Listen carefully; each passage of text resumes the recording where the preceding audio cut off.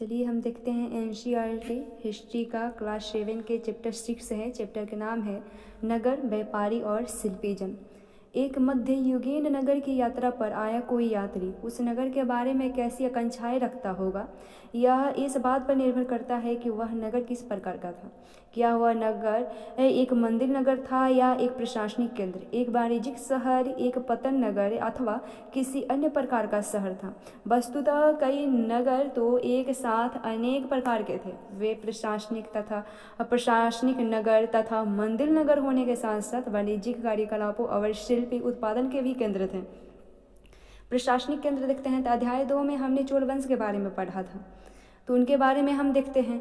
तो वर्ष में 12 महीने बहने वाली कावेरी नदी इस सुंदर नगर के पास बहती है। राजराज चोल द्वारा निर्मित राजराजेश्वर मंदिर की घंटियां बजती हुई सुनाई देती है।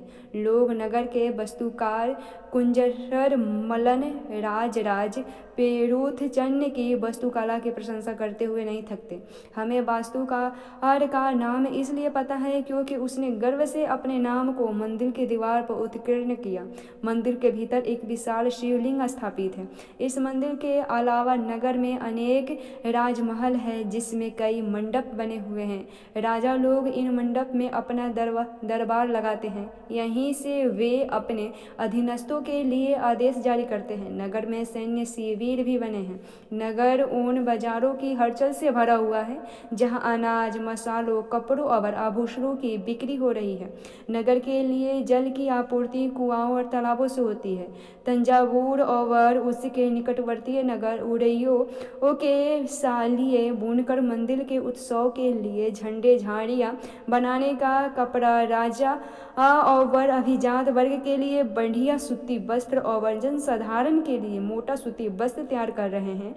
यहाँ के कुछ दूरी पर स्वामी मलाई में स्थापित अथवा मूर्तिकार उत्तम कांस्य मूर्ति अथवा लंबे सुंदर घंटा धातु के दीप जलाए रहे हैं। तो वह देखते हैं मंदिर नगर और तीव्र केंद्र। तंजावुर एक मंदिर नगर का भी उदाहरण है। मंदिर नगर नगरीयकरण का एक अत्यंत महत्वपूर्ण प्रतिरूप प्रस्तुत करते हैं।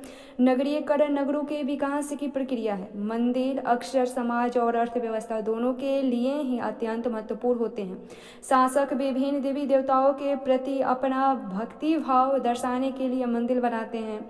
वे मंदिरों को भूमि एवं धन अनुदान में देते थे, जिनकी आय से धार्मिक अनुष्ठान विधि विधान से संपन्न किए जाते थे। तीर्थयात्रियों तथा पुरोहित पंडितों को भोजन कराया जाता था और पर्व उत्सव मनाया जाता था। मंदिर के दर्शनार्थी भी दान दक्षिणा दिया करते थे।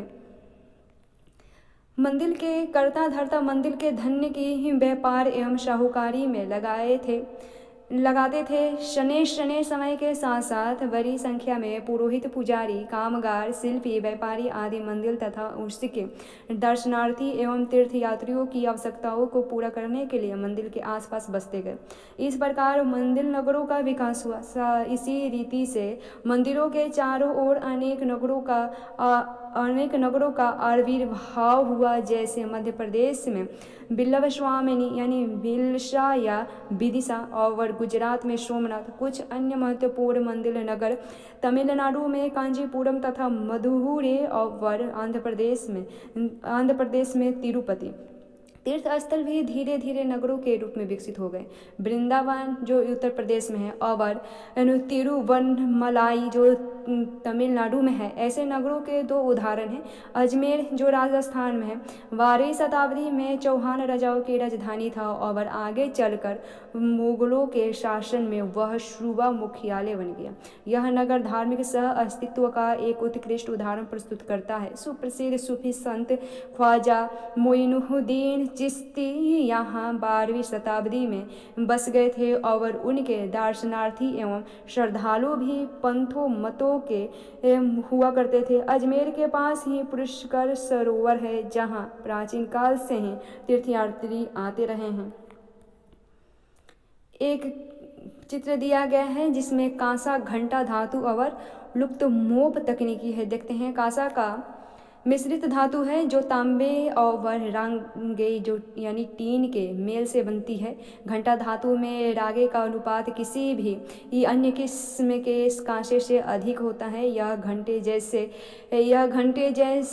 घंटे जैसी ध्वनि उत्पन्न करती है। चोलकालीन कांस्य मूर्ति लुप्त मोम तकनीकी से बनाई जाती थी। इस प्रविधि के अंतर्गत सर्वप्रथम मोम की एक प्रतिमा बनाई जाती थी। इसे चिकनी मिट्टी से पूरी तरह लीप कर सूखने के लिए छोड़ दिया जाता था। तब वह पूरी तरह सूख जाती तो उससे गर्म किया जाता था और उसके मिट्टी के आवरण में एक छोटा सा छेद बनाकर उस छेद के रास्ते सारा पिघला हुआ मोम बाहर निकाल लिया जाता था। फिर चिकनी मिट्टी के खाली कांसे से उसी छेद के रास्ते पिघली हुई धातु भर दी जाती थी। जब वह धातु ठंडी होकर ठोस हो जाती थी तो चिकनी मिट्टी के आवरण को सावधानीपूर्वक हटा दिया जाता था और उसमें से निकली प्रतिमा को साफ करके चमका दिया जाता था। चित्र है कांस्य मूर्ति जिसमें कृष्ण को नाग राक्षस कालिया को काबू करते हुए दिखाया गया है। फिर टॉपिक पाते हैं तो छोटे नगरों का संजाल। 8वीं शताब्दी से ही उपमहाद्वीप में अनेक छोटे छोटे नगरों का संजाल सा बिछने लगा था। संभवतः उनका प्रादुर्भाव बड़े बड़े गांवों में हुआ था। उनमें आमतौर पर एक मंडपीका जो बाद में जिससे मंडी कहा जाने लगा होती थी, जहां आसपास के गांव वाले अपनी उपज बेचने के लिए लाते थे। उसमें ऐसी गलियां थी जहां दुकानें एवं बाजारें थे जिन्हें हट यानी बाद में हाट कहा जाने लगा था। उसे हाट कहते थे। इसके अलावा विभिन्न प्रकार के कारीगरों तथा शिल्पियों जैसे कुम्हारों, तेलियों, शक्कर बनाने वालों, तारी बनाने वालों, सुनारों, लोहारों तथा पत्थर तोड़ने वालों आदि के अलग अलग बाजार होते थे।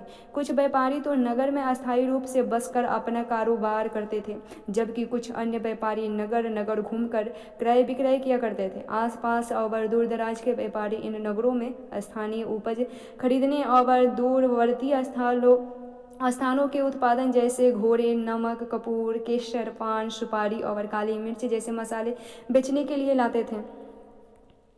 आमतौर पर कोई सामंत यानी परवर्ती काल का जमींदार इन नगरों में या इनके आसपास के लिए बंदी कर महल बना लेते थे। ऐसे सामंत व्यापारियों, शिल्पकारों तथा उनके व्यापार को वस्तुओं पर कर लगाते थे और कभी कभी इन करों के संग्रह का अधिकार उन स्थानीय मंदिरों को प्रदान कर देते थे जिनका निर्माण स्वयं उनके द्वारा या धनाढ्य व्यापारियों द्वारा कराया जाता था। ऐसे अधिकारियों का उल्लेख अभिलेखों में किया गया है जो आज भी पाए गए हैं। बाजारों पर कर अभिलेख में दिखते हैं। बाजारों पर कर है, यह राजस्थान से प्राप्त एक 10वीं शताब्दी का अभिलेख का सारांश है जिसमें वे शुल्क दिए गए हैं जो मंदिर प्राधिकारियों द्वारा वस्तुओं के रूप में वसूले किए जा सकते थे। शक्कर और गुड़, रंग, धागा, रुई, नारियल, नमक, सुपारी, मक्खन, तिल और के तेल पर और कपड़े पर भी कर लगाए जाते थे। इसके अलावा व्यापारियों पर धातु की चीज़ें बेचने वाले आश्वकों, तेल, पशु चारे और अनाज के बोरे पर भी लगाए जाते थे कर।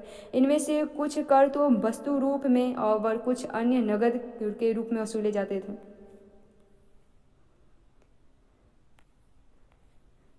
फिर देखते हैं टॉपिक है बड़े और छोटे व्यापारी।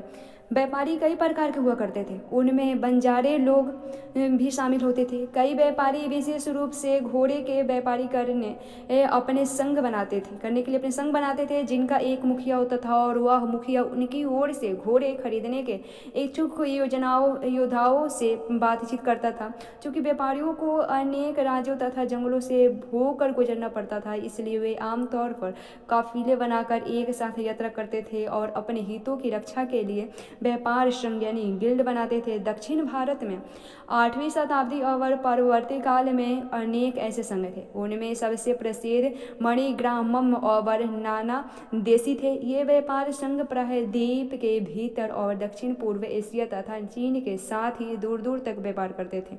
इनके अलावा चेटियार और मारवाड़ी ओसवाल जैसे समुदाय भी थे जो आगे चलकर देश के प्रधान व्यापारी समूह बन गए। गुजरात देहाती व्यापारियों में हिंदू बनिया और मुस्लिम बोहरा दोनों समुदाय शामिल थे। वे दूर दूर तक लाल सागर के बंदरगाहों और फारस की खाड़ी, पूर्वी अफ्रीका, दक्षिण पूर्व एशिया तथा चीन से व्यापार करते थे। वे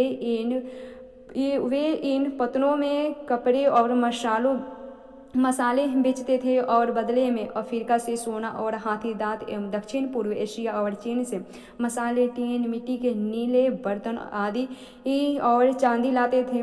पश्चिमी तट के नगरों में अरबी, फारसी, चीनी, यहूदी और सीरियाई ईसाई बस गए थे। लाल सागर के बंदरगाहों में बेचे जाने वाले भारतीय मसाले और कपड़े इतालवी व्यापारियों द्वारा खरीदे जाते थे और वहां से वे उन्हें आगे यूरोपीय बाजारों में पहुंचाते थे।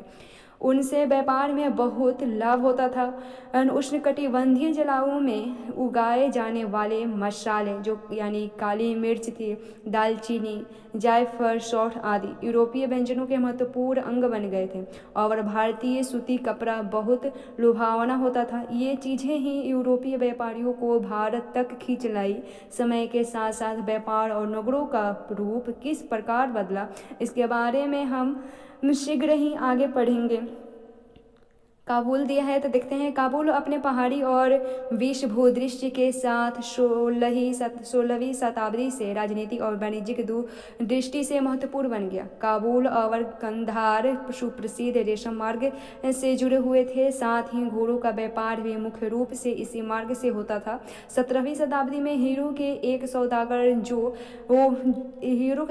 जो बेप्टिस्ट टेवर्नियर ने अनुमान लगाया था कि काबुल में घोड़ों का व्यापार प्रति वर्ष 30,000 रुपयों का होता था, जो उन दिनों में एक बड़ी भारी रकम समझी जाती थी।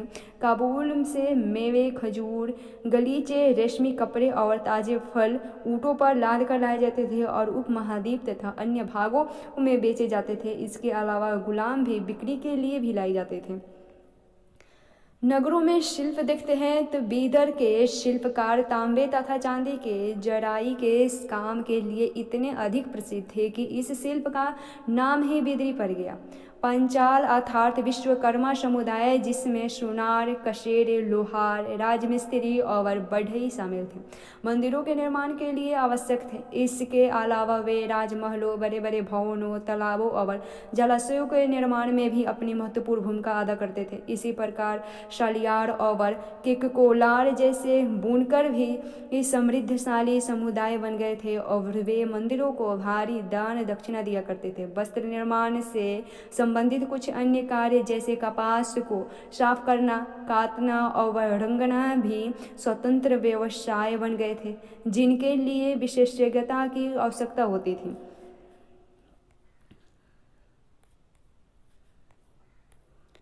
देखते हैं शहरों के बदलते हुए भाग्य कैसे हैं। कई शताब्दियों के लंबे समय में अहमदाबाद, जो गुजरात में है, जैसे कुछ नगर बड़े व्यापारियों केंद्रों के रूप में विकसित हो गए, लेकिन तंजावुर जैसे कुछ अन्य नगर पहले की अपेक्षा विस्तार तथा महत्व की दृष्टि से सिकुड़ गए। इसी काल में पश्चिम बंगाल में भागीरथी नदी के तट पर स्थित मुर्शिदाबाद रेशमी वस्त्रों के प्रमुख केंद्र के रूप में उभरा था। वह 1704 ईस्वी में बंगाल की राजधानी बन गया, लेकिन इसी शताब्दी के दौरान उसका सितारा डूब गया, क्योंकि वहाँ के बुनकर इंग्लैंड की मिलों से बनकर आए सस्ते कपड़े के साथ प्रतियोगिता में टिक न सके थे। देखते हैं हम्पी, मसूलीपट्टनम और सूरत नज़दीकी से एक नज़र। हम्पी की वास्तुकला का सौंदर्य। हम्पी नगर कृष्णा और तुंगभद्रा नदी की घाटी में स्थित है। यह नगर 1336 में स्थापित विजयनगर साम्राज्य का केंद्र स्थल था। हम्पी के शानदार खंडहरों से पता चलता है कि उस शहर की किलेबंदी उच्च कोटि की थी। किले की दीवारों के निर्माण में कहीं भी गारे चूने जैसे किसी भी जोड़ने वाले मसाले का प्रयोग नहीं किया गया था और शिलाखंडों को आपस में फंसाकर गूंथा गया था। हम्पी की वास्तुकला विशेष प्रकार की थी। वहाँ के शाही भवनों में भव्य मेहराब और गुंबद थे। वहाँ स्तंभों वाले एक कई विशाल कक्ष थे जिसमें मूर्तियों को रखने के लिए आले बने हुए थे। वहाँ सुनियोजित बाग बगीचे भी थे जिसमें कमल और टोडो की आकृति वाले मूर्तिकला में के नमूने थे। 15वीं-16वीं शताब्दी के अपने समृद्ध काल में हम्पी कई वाणिज्यिक और सांस्कृतिक गतिविधियों से गुंजायमान रहता था। उन दिनों हम्पी के बाजारों में मुस्लिम सौदागरों, चेटियों और पुर्तगालियों जैसे यूरोपीय व्यापारियों के एजेंटों का जमघट जमा रहता था। मंदिर सांस्कृतिक गतिविधियों के केंद्र होते थे और देवदासिया विरूपाक्ष यानी शिव मंदिर के अनेक स्तंभों वाले विशाल कक्षों में देव प्रतिमा राजा तथा प्रजाजनों के समक्ष नृत्य किया करती थी। महानवमी पर्व जो आज दक्षिण में नवरात्रि पर्व कहलाता है, उन दिनों हम्पी में एक अत्यंत महत्वपूर्ण पर्व माना जाता था। पुरातत्वविदों ने उस महानवमी मंच को खोज निकाला है जहां राजा अपने अतिथियों का स्वागत सत्कार किया करते थे और अधीनस्थ व्यक्तियों से नजराने उपहार लिया करता था।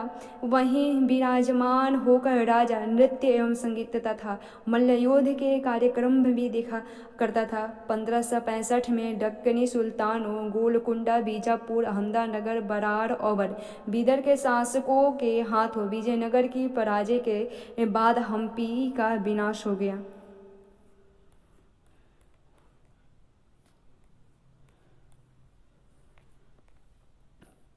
है एक किला नगर इसमें दिया है, एक किलाबंद नगर। एक पुर्तगाली यात्री डोमिंगो पेज में 16वीं शताब्दी में हम्पी नगर का वर्णन इस प्रकार किया है। गोवा में आने वाले लोग जिस प्रवेश द्वार से गुजरते हैं उस द्वार के भीतर राजा ने एक अत्यंत सुदृढ़ प्राचीन बद्ध नगर बसा रखा है जो दीवारों और बुर्जों से सुरक्षित है। ये दीवारें अन्य नगरों की दीवारों जैसी नहीं है बल्कि बहुत मजबूत राजगीरी का जैसा नमूना है जो अन्य भागों में बहुत कम देखने को मिलता है। उसके भीतर उसी रीति इसे बनाए गए भवनों को अत्यंत सुंदर कतारें हैं जिनकी छतें सपाट चपटी है। साइड में दिया है, अपने शासनकाल में विजयनगर के शासकों ने जलाशय एवं नहरों के निर्माण में काफ़ी रुचि ली। मालदेवी नदी के ऊपर 1.37 किलोमीटर लंबे मिट्टी के बांध वाले अंतर्राज सागर जलाशय का निर्माण हुआ। कृष्णदेव राय ने 2 पहाड़ियों के बीच एक विशाल स्तंभ बांध का निर्माण विजयनगर के निकट एक विशाल झील के निर्माण के लिए किया जहां से जल को जल सेतु और नहरों द्वारा बगीचों और खेतों तक सिंचाई के लिए पहुंचाया जा सकता है।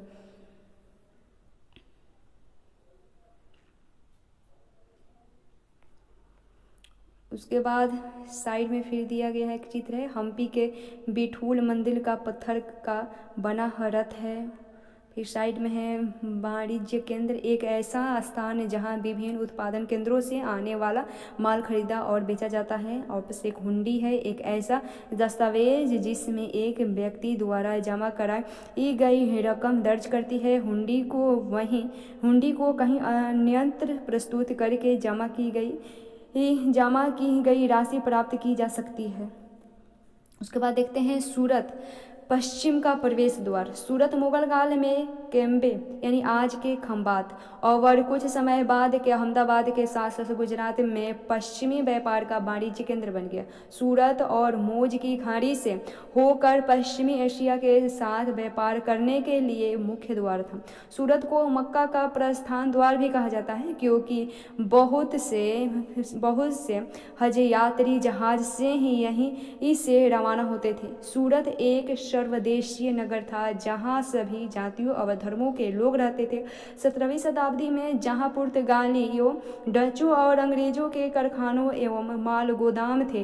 अंग्रेज इतिहासकार ओविंगटन ने 1689 में सूरत बंदरगाह का वर्णन करते हुए लिखा है कि किसी भी एक वक्त पर भिन्न भिन्न देशों के औसतन 100 जहाज इस बंदरगाह पर लंगर डालने खड़े देखे जा सकते थे।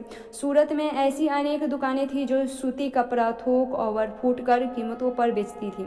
सूरत के वस्त्र अपने सुनहरे गोटा किनारियों यानी जरी के लिए प्रसिद्ध थे और उनके लिए पश्चिम एशिया, अफ्रीका और यूरोप में बाजार उपलब्ध थे।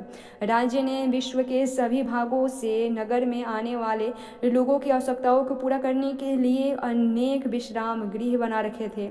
वहाँ भव्य भवन और असंख्य मनोरंजक स्थल थे। सूरत में कठिया वाली सेठों तथा महाजनों की बड़ी बड़ी साहूकारी कंपनियां थीं। उल्लेखनीय है कि सूरत से जारी की गई हुंडियों को दूर दूर तक मिस्र में, काहिरा, इराक में, बसरा और बेल्जियम में एंटवर्प के बाजारों में मान्यता प्राप्त थी। किंतु 17वीं शताब्दी के अंतिम वर्षों में सूरत का भी अधःपतन आरंभ हो गया। इसके कई कारण थे। मुगल साम्राज्य के पतन के कारण बाजारों तथा उत्पादनकर्ता की हानि, पुर्तगालियों द्वारा समुद्री मार्गों पर नियंत्रण और बम्बई से प्रतिस्पर्धा, जहां 1668 में अंग्रेजी ईस्ट इंडिया कंपनी ने अपना मुख्यालय स्थापित कर लिया। आज सूरत एक महत्वपूर्ण वाणिज्यिक केंद्र बन गया।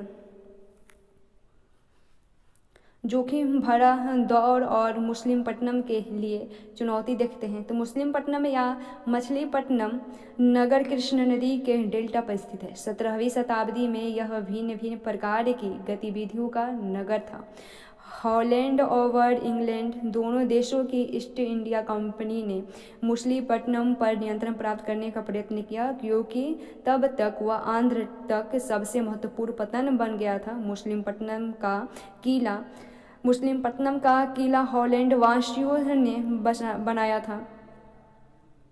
गोलकुंडा के कुतुबशाही शासकों ने कपड़ों, मसालों और अन्य चीज़ों की बिक्री पर शाही एकाधिकार लागू किया, जिससे कि वहाँ का व्यापार पूरी तरह ईस्ट इंडिया कंपनी के हाथों में न चला जाए। विभिन्न व्यापारी समूहों, गोलकुंडा के कुलीन वर्गों, फारसी सौदागरों, तेलुगु, कोमटी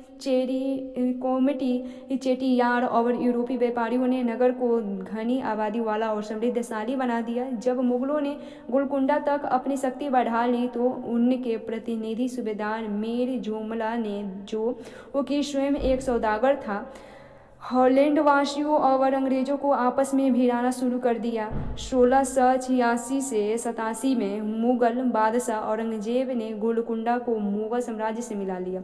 अब यूरोपीय कंपनी के सामने अन्य विकल्प ढूंढने की समस्या आ खड़ी हुई थी। कंपनी की नई नीति के अंतर्गत केवल इतना ही पर्याप्त नहीं था कि पतन भीतरी प्रदेश के उत्पादन केंद्रों के साथ संबंध बनाए रखे, बल्कि इस बात की भी आवश्यकता महसूस की गई कि कंपनी के नए केंद्र एक साथ राजनीतिक, प्रशासनिक तथा वाणिज्यिक भूमिकाएं भी अदा करें।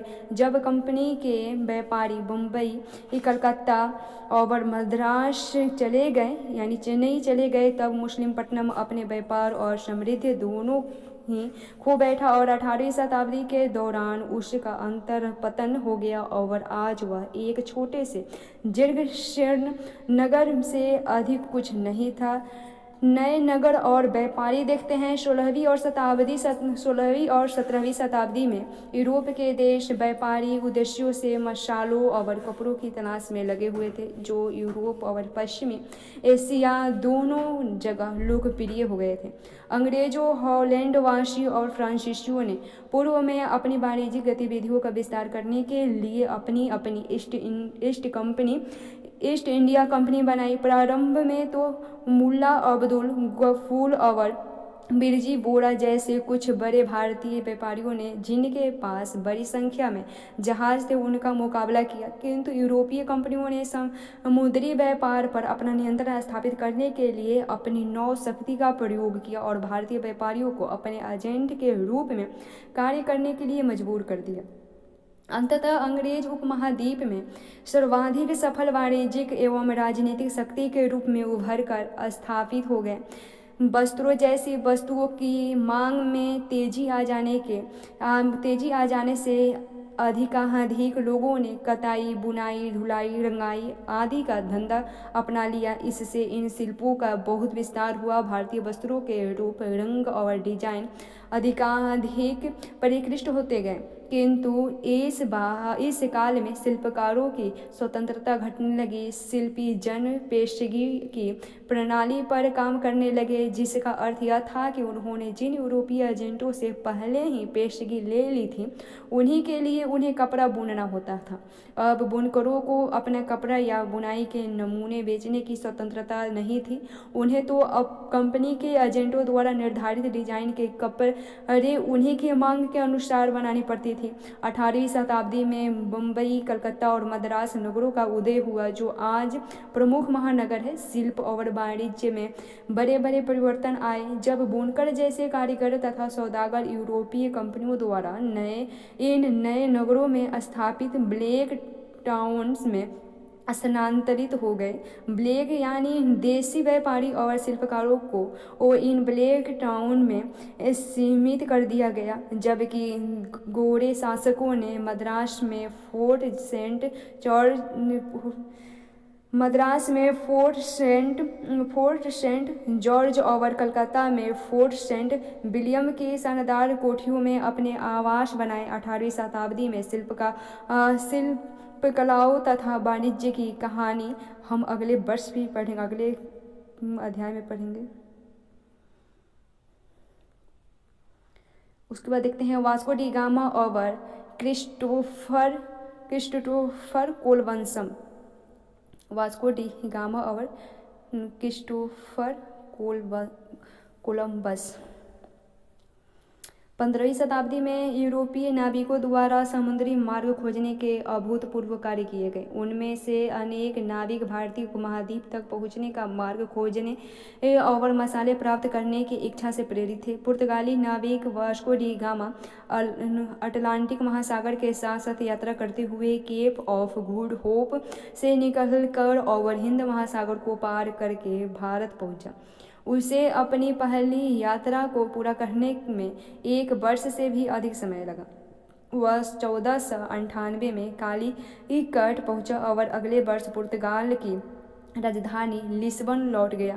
इस समुद्री यात्रा के दौरान उसके 4 में से 2 जहाज नष्ट हो गए और 170 यात्रियों में से केवल 54 ही जीवित बचे। इन प्रत्यक्ष खतरों के बावजूद जो मार्ग खोले या खोजे गए वे अत्यंत लाभकारी सिद्ध हुए और उसके बाद तो अंग्रेज, हॉलैंडवासी और फ्रांसीसी नाविकों ने भी उसका अनुकरण करना प्रारंभ कर दिया। भारत पहुंचने के लिए समुद्री मार्गों की खोज का एक अन्य सुपरिणाम निकलता है जिसकी किसी को आशा नहीं थी।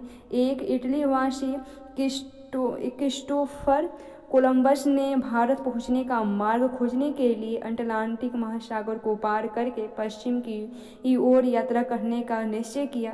उसका सोचना था कि चूंकि पृथ्वी गोल है इसलिए वह पश्चिम की ओर से भी भारत पहुंच सकता है। वह 1492 में वेस्ट इंडीज के तट पर पहुंचा। वेस्ट इंडीज का नाम इसी भांति के कारण पड़ा। उसके पीछे स्पेन और पुर्तगाल के नाविक और विजेता भी वहां आते रहे और उन्होंने मध्य और दक्षिणी अमेरिका के बड़े बड़े भागों को अपने कब्जे में ले लिया और अक्सर उन प्रदेशों की पहले वाली बस्तियों को नष्ट कर दिया गया।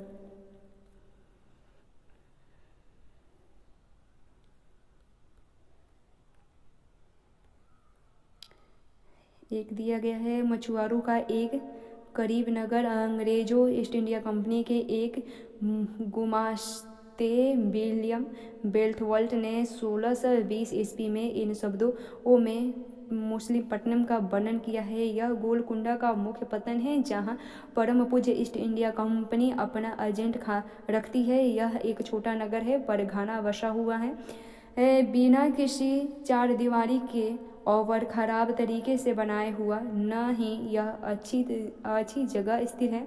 इसके सभी जल स्रोत खारे पानी के हैं। पहले यह एक गरीब मछुआरा नगर था। आगे चलकर यहाँ जहाज़ों के लिए लंगर डालने की सुविधा हो गई, जिससे व्यापारी लोग यहाँ रहने लगे और चूंकि हमारे तथा हॉलैंड के निवासी यहाँ इस तट पर आते जाते रहते थे, यह उनके लिए निवास की व्यवस्था करता है। गुमास्ता क्या है? यूरोपीय ट्रेडिंग कंपनी की व्यापारिक गतिविधियों के प्रभारी अधिकारी हैं।